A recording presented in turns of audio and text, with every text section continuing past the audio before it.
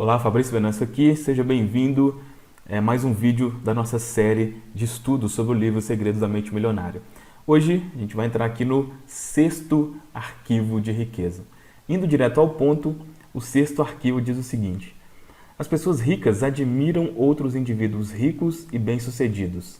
As pessoas de mentalidade pobre guardam ressentimento de quem é rico e bem-sucedido. Os dois primeiros parágrafos dizem assim, olha: as pessoas de mentalidade pobre costumam olhar para o sucesso alheio com ressentimento, ciúme e inveja. Ora, alfinetam com frases do tipo: que sorte eles têm! Ora, sussurram: esses ricos idiotas! Se você quer ser uma pessoa boa, mas considera os ricos naturalmente maus, nunca será um deles. É impossível. Como você pode ser algo que despreza? Então, logo nesse começo aqui, mostra realmente o poder do sentimento e da emoção que você tem, né? A gente já no começo aqui do livro, né, no primeiro vídeo, acho que já deu para ficar claro para você que você é governado pelas emoções que você tem com relação a algo. E com relação ao dinheiro, isso é a mais pura verdade. Então, mesmo que mentalmente, né, e racionalmente você quer falar, não, eu quero ganhar cada vez mais, mas se emocionalmente você tiver isso que comentou aqui, esse tipo de emoção negativa, é impossível que isso aconteça, tá?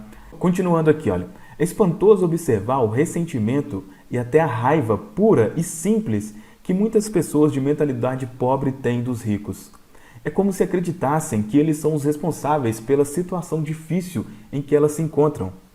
É isso mesmo, os ricos ficam com todo o dinheiro, por isso não sobra nenhum para mim.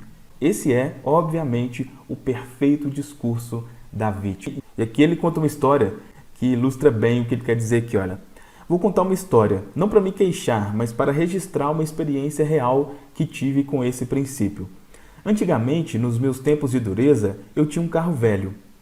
Mudar de faixa de tráfego nunca era um problema. Quase todos os motoristas me deixavam entrar. Depois que fiquei rico e comprei um belo Jaguar preto, novinho em folha, notei que as coisas mudaram. De um dia para o outro, comecei a ser cortado, às vezes ganhando gestos obscenos de brinde. Chegavam-me a tirar objetos e por uma única razão: eu possuía um Jaguar. Isso aqui, infelizmente, é muito comum, né? Esse tipo de sentimento com as pessoas que têm muito dinheiro é incrível como que existe isso mesmo, né? Como ele falou aqui, como se fossem os culpados pelo problema no mundo. Se muita gente tem pouco, é porque, né, a pessoa que tem muito e ela, enfim, de alguma forma ela é culpada. A questão aqui do vitimismo, que é o primeiro princípio que a gente conversou aqui, se aplica perfeitamente nesse caso, né? E aqui, passando aqui mais para frente, aqui acredito que deu para você perceber, né, se você chegou aqui até agora aqui na série, que aqui não estou fazendo simplesmente uma leitura aqui, né? Estou pegando aqui os pontos principais, pelo menos na minha visão, para passar aqui para você.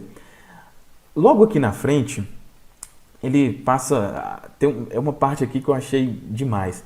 Porque o que acontece? Por mais que às vezes seja chato e às vezes, dependendo do seu paradigma, seja incômodo acreditar nisso, pensar nisso, mas muito dessa relação negativa que você tem com relação ao dinheiro vem dos ensinamentos religiosos, né? A maioria, e um ensinamento, na minha visão, distorcido da Bíblia, na minha visão. Aí ele cita aqui um trecho de um homem chamado Russell Colwell. Russell Colwell.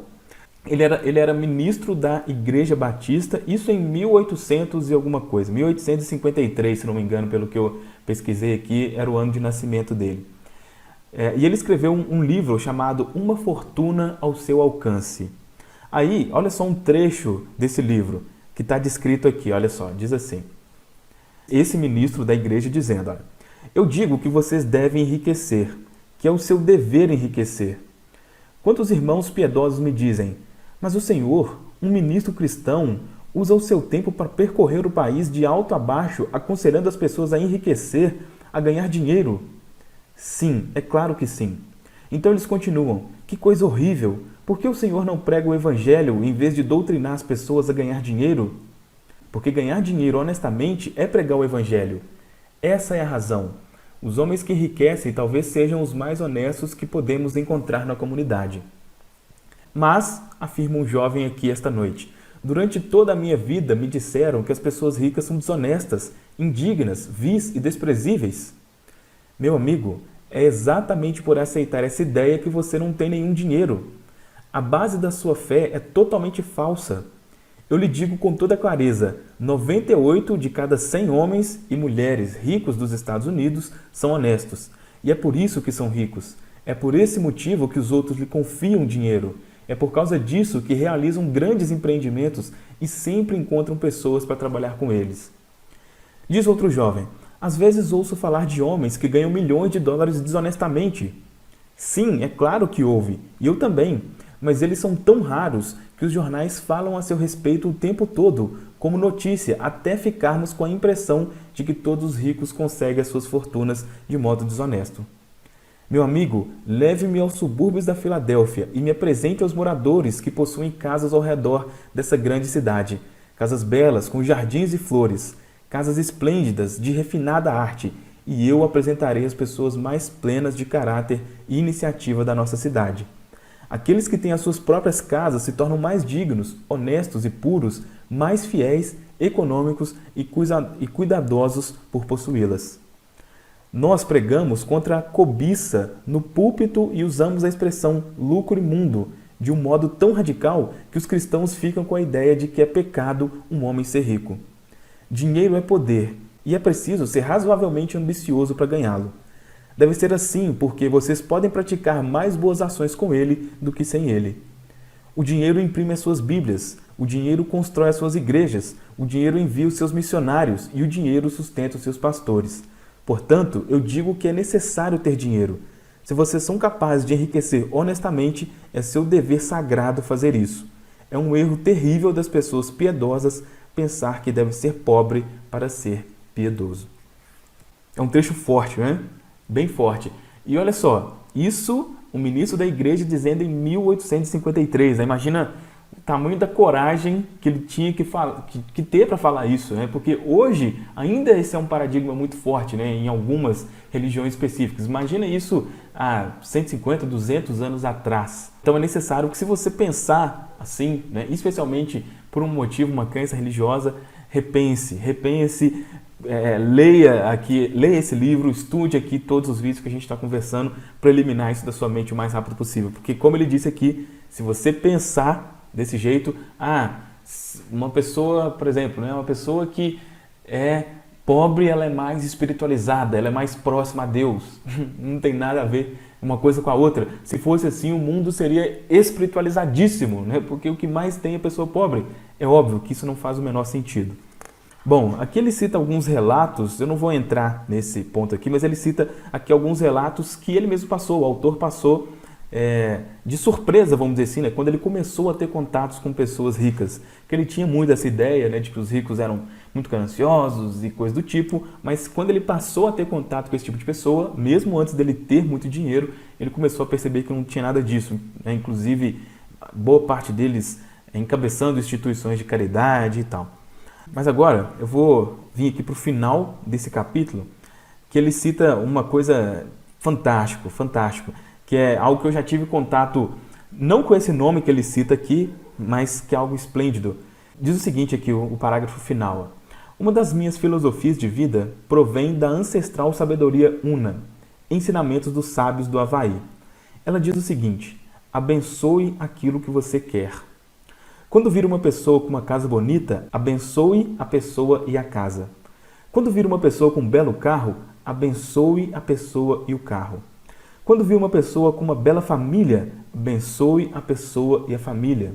Quando vir uma pessoa com um belo corpo, abençoe a pessoa e o corpo. A questão é, se de algum modo você se ressente do que as pessoas possuem, nunca poderá tê-lo. Fantástico, né? Fantástico. Para finalizar, como sempre aqui, tem a declaração, né, que nesse caso aqui é: eu admiro as pessoas ricas, eu abençoo as pessoas ricas, eu amo as pessoas ricas e vou ser uma pessoa rica também. Eu tenho uma mente milionária. E também as duas ações aqui. A primeira é de praticar essa filosofia. Pratique a filosofia Una. Abençoe aquilo que você quer. Passeie, compre revistas, observe as casas bonitas e os carros bacanas e leia sobre negócios bem-sucedidos. Abençoe tudo o que você vir e gostar. Abençoe também os proprietários desses bens ou as pessoas que estão envolvidas com eles. E 2. Escreva e envie uma breve carta ou um e-mail a alguém que você conheça, não necessariamente em pessoa, que seja extremamente bem-sucedido em qualquer campo, dizendo-lhe o quanto você o admira e respeita por suas realizações. Bom, era isso. Espero que esse capítulo tenha sido ótimo, tenha sido maravilhoso para você, assim como foi para mim. Beleza? É isso. Um forte abraço e até no próximo vídeo.